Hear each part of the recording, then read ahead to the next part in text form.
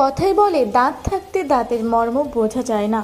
আজ কাঞ্চননগর দীননাথ দাস উচ্চ বিদ্যালয়ের ছোট ছাত্রছাত্রীদের দাঁত পরীক্ষা করেন দুই স্বনামধন্য চিকিৎসক। বর্ধমান মেডিকেল কলেজ অ্যান্ড হসপিটালের house surgeon doctor Shahin Afroz এবং বর্ধমান ডেন্টাল কলেজ অ্যান্ড হসপিটালের house surgeon doctor Sheikh Shamim Hossain. তারা বলেন যে দাঁতের সমস্যা থাকলেও ছোটরা অনেকে বুঝতে পারে না, কেউ কেউ বুঝলেও সেটা অগ্রাহ্য করে। বড়দের বলতে গেলে তারাও সবসময় গুরুত্ব দেন না। ফলে আজকের এই শিবির, যাদের সমস্যা দেখা গেছে তাদের ব্যবস্থাপত্র দেওয়া হয়েছে।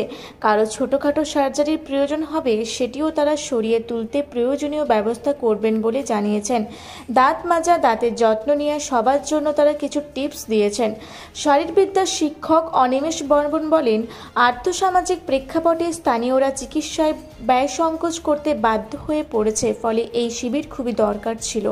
প্রধান শিক্ষক ডক্টর সুভাষচন্দ্র দত্ত বলেন, এই বিদ্যালয়ের প্রতিষ্ঠাতা প্রাণপুরুষ দীননাথ দাস শিক্ষা আর স্বাস্থ্যকে সমান গুরুত্ব দিয়েছিলেন। আমরা সবসময়ই স্বাস্থ্য বিষয়ক শিবির আর সেমিনার আয়োজন করে থাকি, যাতে ছাত্রছাত্রীরা পড়াশোনায় পূর্ণ গুরুত্ব দিতে পারে। আজকের দুই চিকিৎসক বেঙ্গল ক্যান্সার ফাউন্ডেশনের সঙ্গে যুক্ত, ফলে আজ তারা সব দিক খতিয়ে দেখে যে ব্যবস্থা করছেন, তাতে আমরা সরকারের কাছে কৃতজ্ঞ। আজ কাঞ্চননগর ডিএন দাস হাই স্কুলে বেঙ্গল ক্যান্সার ফাউন্ডেশনের তরফ থেকে 6 জন ডাক্তারবাবু, 2 জন নার্স এবং টেকনিক্যাল স্টাফ আসেন।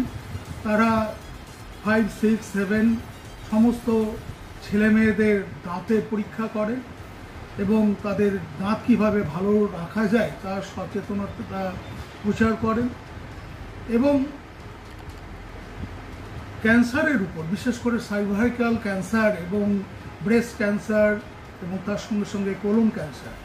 তো মূলত সার্ভাইকাল ক্যান্সারের যেহেতু আমাদের ইউটেরাস যেটা রয়েছে, আমাদের বিশেষ করে মহিলাদের ইউটেরাস এবং ব্রেস্ট এর ক্ষেত্রে যে ক্যান্সার হচ্ছে এবং ইউটেরাসের ক্যান্সারের রেট ভারতবর্ষে বেশি, তার উপর তারা সচেতনতা প্রচার করেন। এবং যেহেতু আমরা ভারতবর্ষে ভারতীয় শিক্ষা সংস্কৃতি অনুযায়ী আমরা একটু লাজুক এ ব্যাপারে, আমরা বড়দের বলতে পারি না খোলা মনে, সেই জন্য তাদের কি করা উচিত যাতে ভবিষ্যতে ক্যান্সার না হয় এবং কি ধরনের খাদ্য গ্রহণ করা উচিত তার উপর তারা সেমিনার করেন এবং তাদের আমাদের ছাত্রীদেরকে বোঝান যাতে ভবিষ্যতে এই ক্যান্সার যে হ্যাভ নো অ্যান্সার এখন নয়, ক্যান্সারকে সহজেই প্রতিরোধ করা যায় এবং ক্যান্সারের একটা ভ্যাকসিনও বের হয়েছে তারা জানান। বিশেষ করে ডক্টর গোলাম মোহাম্মদ উনি জানান যে ক্যান্সারের ভ্যাকসিন বেরিয়েছে এবং যেটা খুব ইফেক্টিভ। এছাড়াও যেটা আরেকটা পজিটিভ দিক হচ্ছে ক্যান্সারের হোমিওপ্যাথি চিকিৎসা, যেটার ফলে প্রচুর ক্যান্সার রোগী অনেক দিন পর্যন্ত ভালো থাকতে পারে।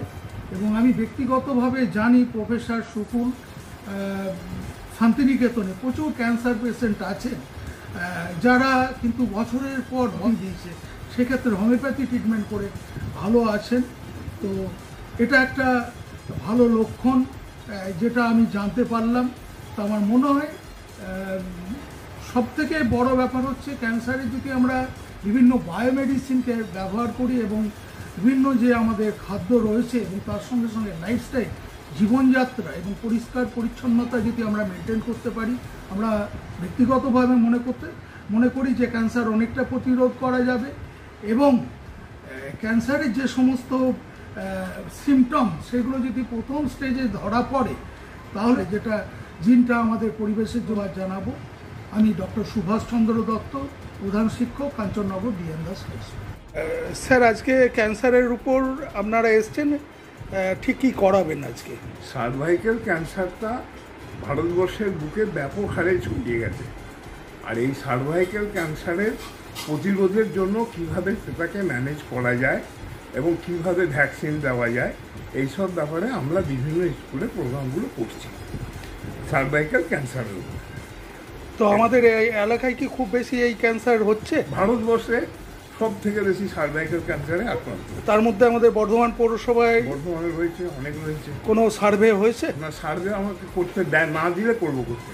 আচ্ছা এটা তো মিউনিসিপ্যালিটি করাবে আচ্ছা আমাদের, আচ্ছা আচ্ছা কারণ আমরা যখন বর্ধমান হসপিটালে একটা ক্যান্সার ডিপার্টমেন্ট রয়েছে, আমরা রয়েছি বর্ধমান রেনেসাসে বেঙ্গল ক্যান্সার ফাউন্ডেশনে, তার তরফে আমরা এসেছি এই আচ্ছা। প্রোগ্রামগুলো আমরা করি। তো ওখানে কোনো ক্যান্সারের কিছু করা বা দেখা সবই হয়, তার সমস্তটাই হয়? সমস্ত each and every problem are rare. Doctor Debnarayan Dutta তো অঙ্কোলজিস্ট। ক্যান্সার, এই ব্রেস্ট ক্যান্সারের ক্ষেত্রে আমাদের মৃত্যুর হার কীরকম? খুব বেশি খুব বেশি। করা হয় বা সেটাকে ওই জায়গাটা রে দিয়ে পুড়িয়েও দেওয়া হয়, ওটাকে একটা স্টেজে এলে আর থ্যাংক ইউ স্যার। আপনার নামটা যদি একটু বলেন। ডক্টর গোলাম মোহাম্মদ। আচ্ছা, আর ডেজিগনেশন একটু যদি বলেন। ডিএসসি ডিএমএস ক্যাল। আচ্ছা, আর আপনারা কাজ করছেন এখন এই যেখানে কাজ করছেন ওই ইনস্টিটিউটের নাম? Bengal cancer foundation. পূর্ব বর্ধমান থেকে দেবাশিস ঘোষের রিপোর্ট, রূপসী বাংলা মিডিয়া।